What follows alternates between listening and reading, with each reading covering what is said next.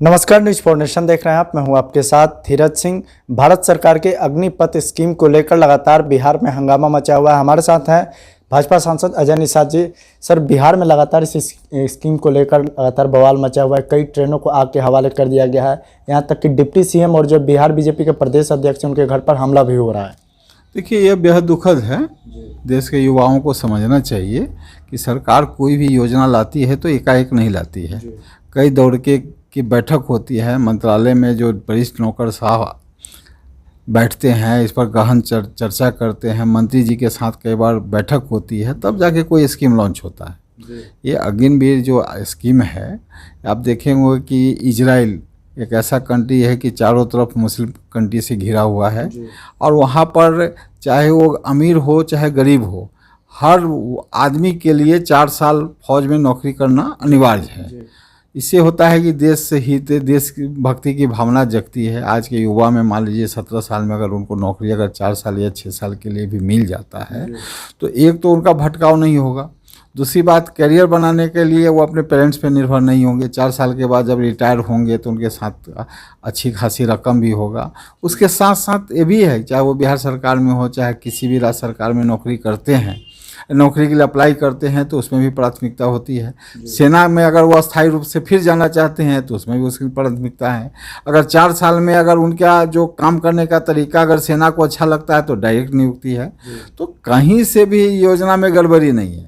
अगर देश के युवाओं को अगर लगता है कि कहीं इसमें कोई गड़बड़ी है, चाहे उनमें कहीं उनको लग रहा है कहीं भ्रम की स्थिति है, तो सरकार के संज्ञान में ला सकते हैं। सरकार उस पर विचार करके उस पर भी निदान करने का कोशिश करेगी। ऐसा कई बार हुआ है। बहुत सारी योजनाएं लागू होती हैं, उसमें लगता है कि थोड़ा सा ये गड़बड़ी है तो हम लोग उसको सुधार भी करते हैं। बहुत सारे बिल पास करते हैं हम लोग संसद में, आप देखे होंगे, फिर उसमें अमेंडमेंट भी आता है, सुधार बिल भी आता है। तो बहुत तरह की बातें हैं। इसमें युवाओं को विचलित होने की जरूरत नहीं है।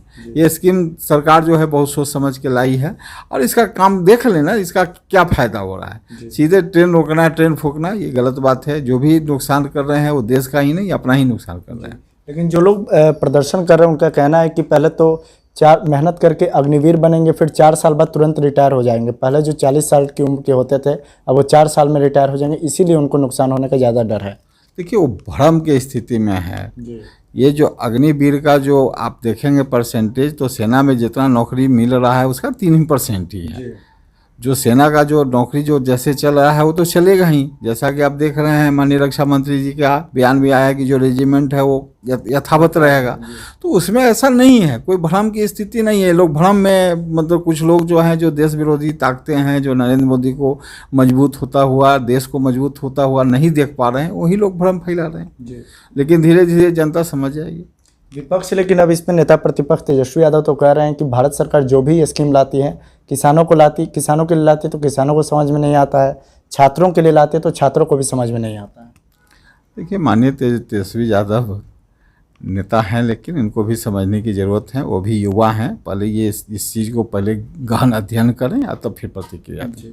आखिरी सवाल है, क्या सलाह देंगे जो छात्र सड़कों पर, चूँकि मुजफ्फरपुर में भी बड़े पैमाने पर विरोध छात्र कर रहे हैं?